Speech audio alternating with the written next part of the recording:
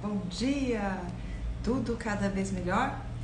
Dando então continuidade a esse propósito de compartilhar ensinamentos que nos auxiliem nessa construção, nessa busca dessa vida cada vez melhor.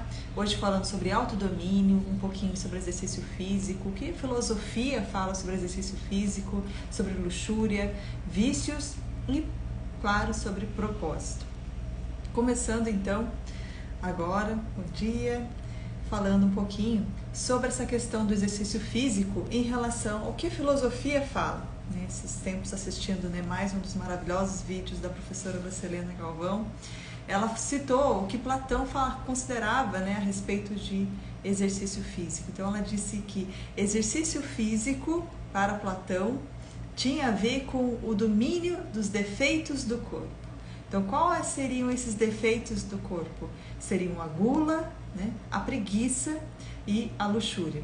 Então nesse trecho desse vídeo que ela fala sobre os defeitos do corpo, sobre o exercício do exercício físico, ela já coloca então como um desses defeitos sobre a luxúria.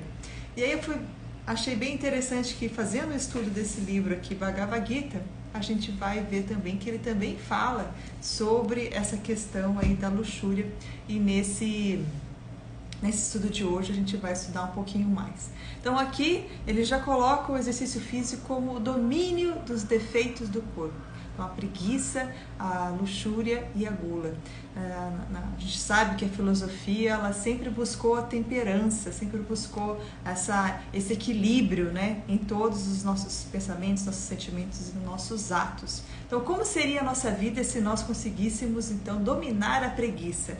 Você conhece alguma pessoa malhada, alguma pessoa que realmente esteja aí constantemente buscando fazer os seus exercícios físicos, que não tenha dominado a preguiça, que não tenha dominado a gula, que não tenha dominado a luxúria?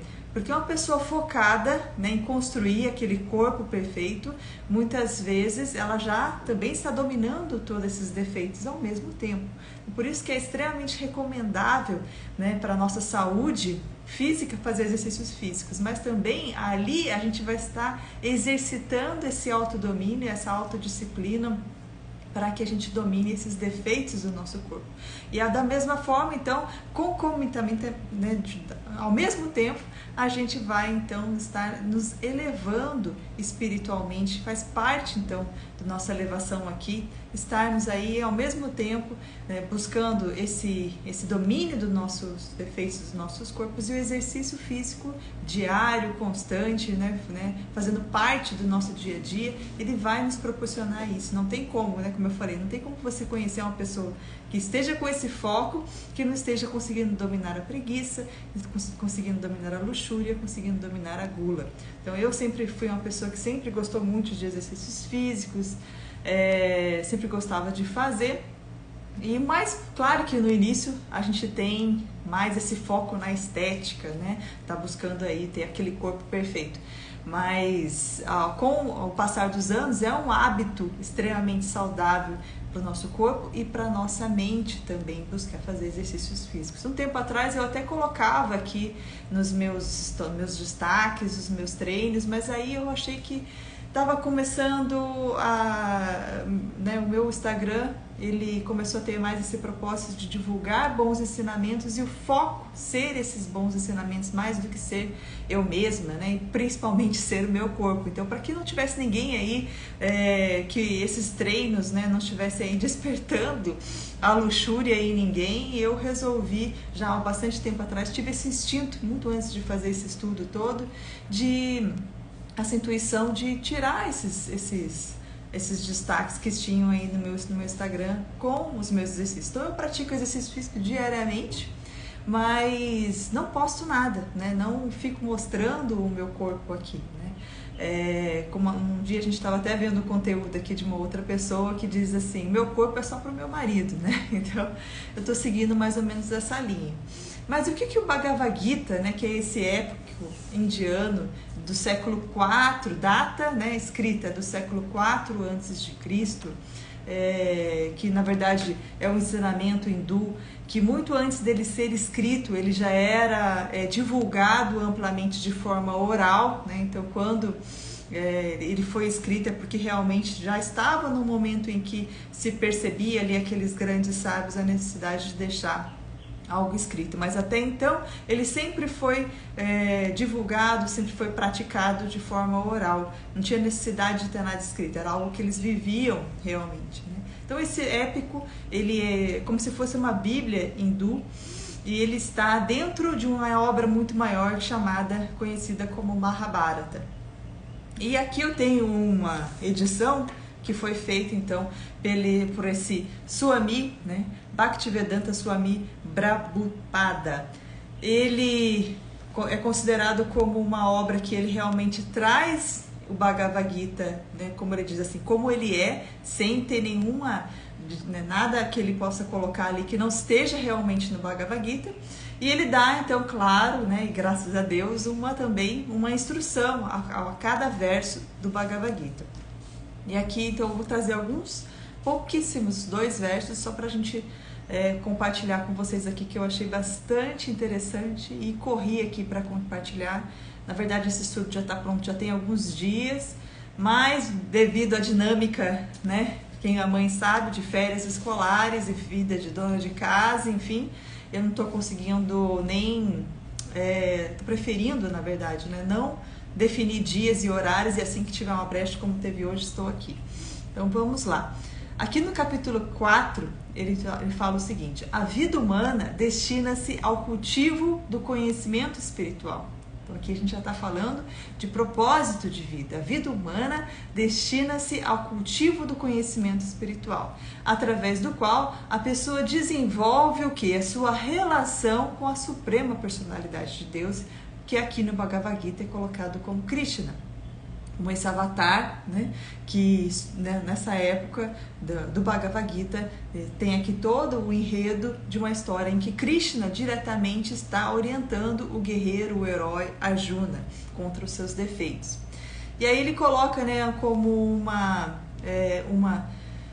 reflexão do próprio Swami, né? E Swami, né, que é o nome dele aqui, Bhaktivedanta Swami Prabhupada, trago aqui para vocês que Swami significado em sânscrito, que é um outro significado que eu casualmente nos últimos dias comecei a ler esse outro livro aqui, que é fantástico, estou devorando, e aqui tem o significado de algumas palavras que eu estou encontrando nesse livro aqui. Então está fazendo tá casando muito bem essas duas leituras ao mesmo tempo. E Swami é aquele que encontrou, né, se encontrou com o seu eu, o seu eu com eu maiúsculo, né, teve a possibilidade de encontrar com o seu eu. Esse Swami, ele diz o seguinte, que os chefes de estados deveriam servir para difundir essa ciência. Então, essa ciência que coloca aqui no Bhagavad Gita, a vida humana destina-se ao cultivo do conhecimento espiritual, ele diz que os chefes de estados deveriam servir para difundir essa ciência, né? Então aqui ele já coloca esse propósito de vida como uma ciência de desenvolver essa nossa relação com a suprema personalidade de Deus, e que os chefes de estados deveriam então servir para conduzir essa ciência. E aqui nesse livro também, aqui o mestre do Yogananda, o Sri Yukteswar, fala uma coisa bastante interessante. Ele diz que a conduta humana jamais será confiável enquanto o homem não se ancorar no divino. Então, se os chefes de estados deveriam servir para, né, propagar essa ciência, os chefes de estados deveriam então ter essa conduta humana, né, ancorada no divino, ou seja, está bem firme. Se ela está ancorada, ela está bem firme. Ninguém pode bater um vento, mas ela está ali ancorada, né, pode mudar a maré, mas ela está ali ancorada no divino, em algo maior, mais elevado, né, que orienta de forma superior, suprema, não material, né, e efêmero. Então, a gente lembra mais uma vez do ensinamento que diz: honrai as verdades com a prática. Então, se a conduta humana ela está ancorada nesse propósito divino, ela então agir dessa forma, né? Honrando essa verdade. E no verso 42 está escrito assim: os sentidos funcionais são superiores à matéria. Ele vai encadear que a matéria é bruta. A mente é superior aos sentidos. Então, os sentidos funcionais são superiores à matéria bruta. A mente é superior aos sentidos. Por sua vez, a inteligência é mais elevada do que a mente. E ela, aqui ele está falando da alma, é superior à inteligência. Então, a gente tem os sentidos funcionais, né, o nosso tato, nosso olfato, nossa visão, nossa audição, né, nossos sentidos funcionais são superiores à matéria bruta. Nós conseguimos perceber a matéria bruta. A mente é superior a esses sentidos. Por sua vez, a inteligência é mais elevada do que a mente, né? A inteligência que a gente aprende com a professora Lucilena, que ela fala bastante sobre intelegeres, escolher dentre, essa inteligência que tem a ver também com discernimento. E a alma, ela é superior a essa inteligência.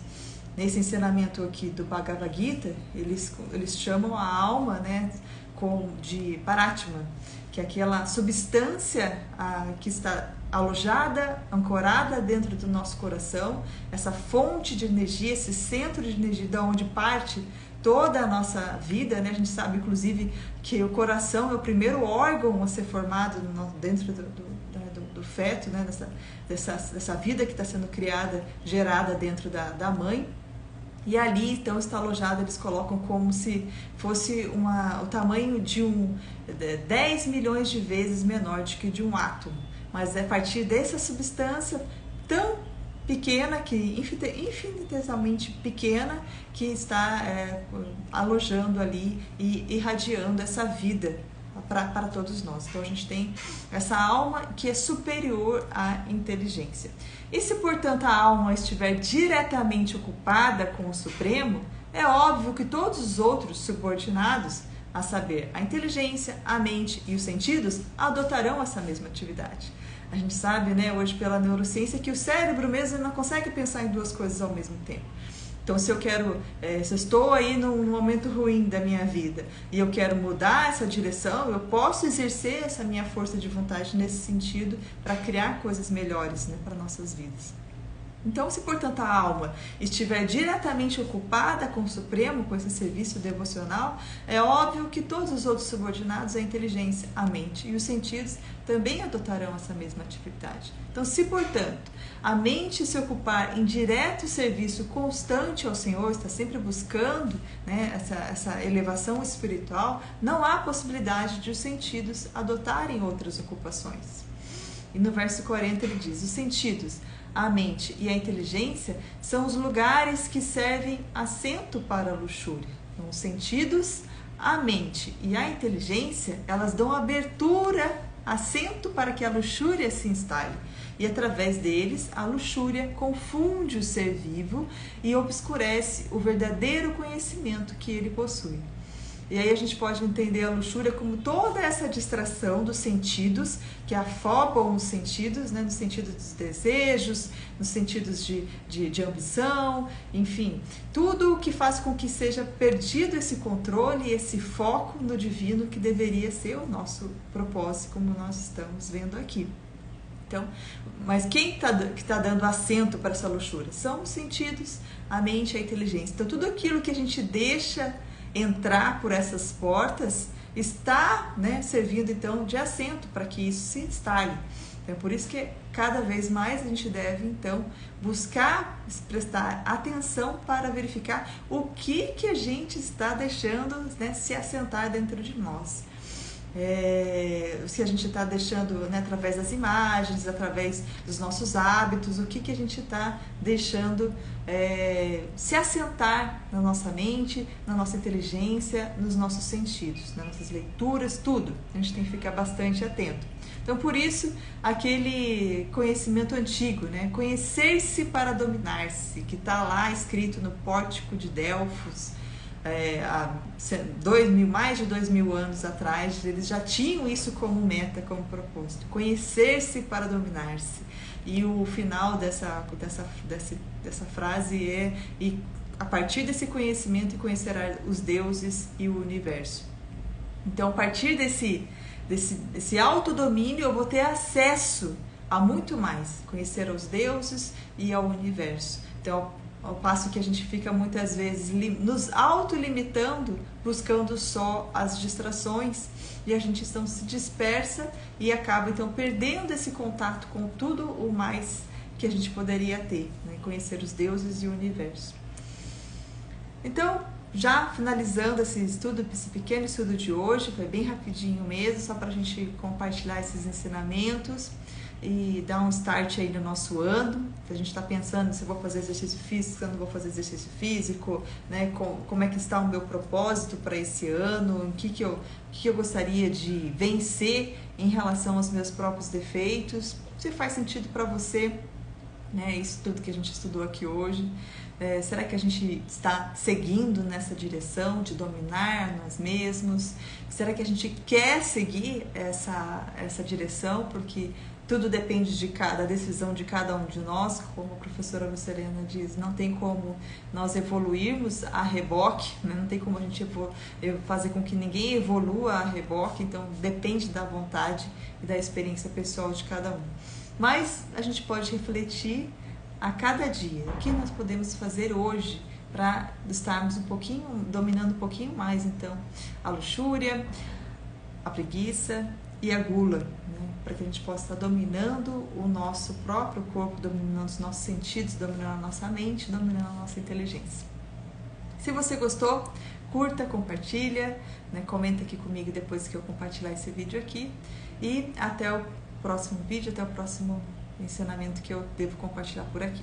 Fica com Deus, até o próximo.